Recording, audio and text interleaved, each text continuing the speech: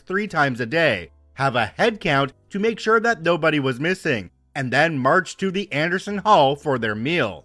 Being the good Marines that we were, we submitted to this latest assault on common decency with all the grace you would expect from pissed off infantry grunts. There are several types of unit movements in the Marines, route step being one. Route step is a very casual unit march where you can be casual about the movement, talking is permitted, etc. Day 1, we went to the Chow Hall route step. Bitch all the way there until we dismissed from formation to go eat. Once dismissed, fully 2/3 of us walked away without setting a foot in the Chow Hall. Repeat several times a day for several days. The poor NCO who would be forced to route step us down there got so tired of the bitching about bad chow and life in the infantry in general, we ended up marching to the Chow Hall. Imagine movie parade unit movement, everyone in step, facing forward, looking good, and most definitely no bitching. To make his life just a little less worse for having drawn the short straw and assigned to this task. Initially, if we were off on the weekend, we wouldn't have to march to the Chow Hall. This lasted 1 weekend. Second weekend, if you were found in the barracks at chow time, in formation and off to chow you went. Most Marines were never slow on the uptake, and were scarce if in the area on weekends during certain times. Finally, the light bulb turned on and someone came up with the idea of asking why we didn't want to eat at the Chow Hall. What a day! Given permission to bitch about your crappy conditions with theoretically no repercussions. At first, it was the platoon sergeant with an informal bitch session. Bitching completed, he took his results to the platoon commander, who apparently didn't believe the 15-year veteran infantryman. So then, a platoon meeting was called with the platoon commander, first lieutenant in charge. The tone and language definitely changed, but the bitching came fast, furious, and amazingly polite to the LT. He reports this to the captain, who holds a company meeting, rinse and repeat. Still not good enough, Major Buffnuts from battalion has to come down and hear the exact same thing, although much more politely. He has been told 3 times already. After our little chat with Major Buffnuts, the force marching to the Chow Hall stopped and all was quiet over the weekend. Come Monday morning, the Chow Hall officer and the senior enlisted chef were mysteriously reassigned, replaced by the next punching bags assigned to lovely Anderson Hall. We were also told that air wing chow halls were off limits to the unwashed grunts. It got a little better, but never good. I would like to think that Major Buffnuts or the Colonel went to Anderson Hall and sampled the wares, but that would be asking too much. Things were definitely edible after the calling, but never air wing good. Someone effed up on several occasions, and I ended up on the Pearl Harbor Navy base and ate like a king comparatively. I think that this is the only time in my military career that bitching about something bad and needing a change actually had a positive impact.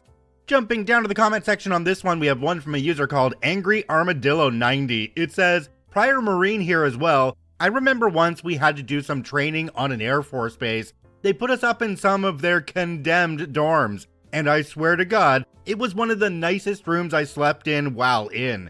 Everyone had their own room, a TV, and an AC unit. They even gave us keys to a truck without any nonsense BS. Just asked us if we wanted one.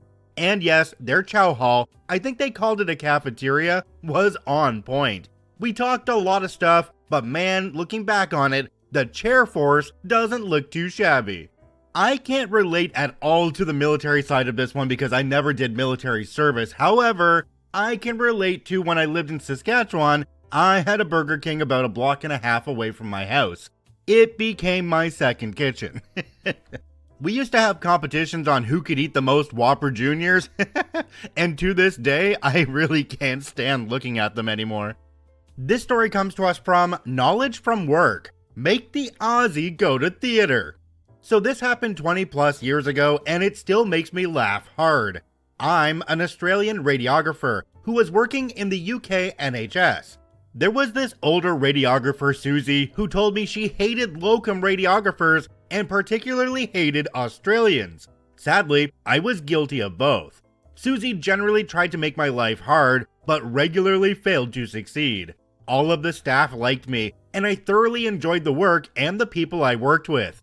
Susie also did her best to avoid doing any activity at all. She was disliked by nearly all in radiology, including the supervisor. One Friday afternoon at a work meeting, the supervisor radiographer informed us all that a new pain clinic service would start Monday in the operating theaters, and as a radiographer was required to go for 4 to 6 hours each Monday. Now, most radiographers I know are not overjoyed at doing theater work. You stand around in a lead gown for hours, pressing a button occasionally. Some love it, but I think it's okay sometimes. Susie quickly yells out, "I'm definitely not doing that. Make the Aussie go. He is getting paid enough." Everyone stopped and looked at me, and I just said, "Sure, no drama." Come Monday, I attended theater at 9 a.m. and met the loveliest pain specialist and his nurse. They made the whole day great. Here is the thing, but I would do a case and then pain specialist would say he didn't need me for the next case and I could go to the tea room and wait. I actually spent most of the day in the operating theater tea room, eating biscuits, drinking tea, and reading the newspaper. I would generally come down from theater about 2 p.m., where I would be met by the supervisor radiographer who would tell to take my lunch hour plus my morning tea break. I would return around 3:30 p.m., just in time for my afternoon tea break, then actually do some work from 4 to 5 p.m. Meanwhile, Susie has been assigned to the general X-ray department doing hard work, slogging away all day. This went on for months until I moved on. The last week I was there, the supervisor radiographer sent another radiographer to theater for pain clinic, and it was discovered what my working life on Mondays had entailed. Susie was livid and demanded she should go to pain clinic, but the supervisor reminded her she had previously refused. Was anybody else thinking this story was going to be about something completely different considering the title of Aussie Goes to Theater? OP, sounds like you've got a pretty sweet job and some really good coworkers there as well. I think every workplace has a Susie, we just like to call them Karens.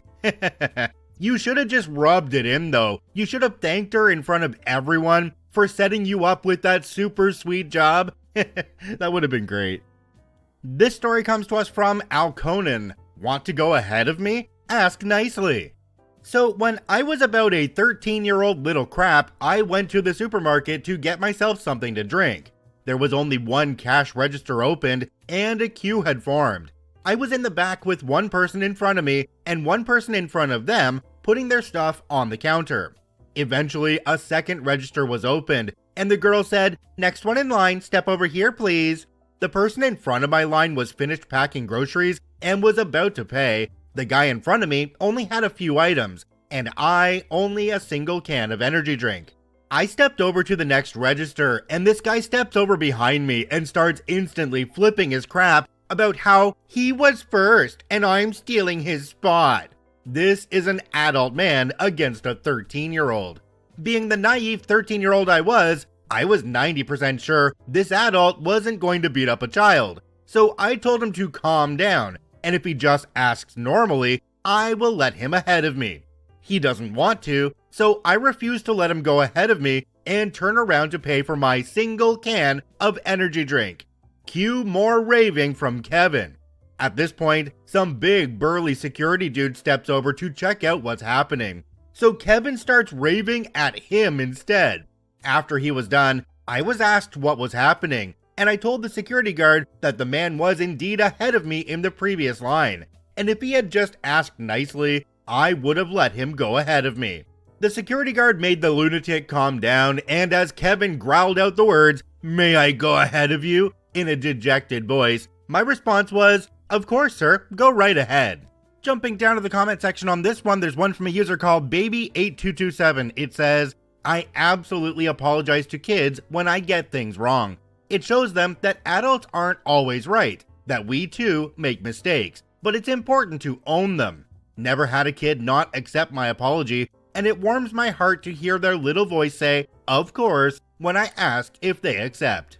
So this guy only had one person in front of him who was already paying for their stuff, and they seriously needed to bitch at a 13-year-old kid who only had one item? That tells us a lot about that person.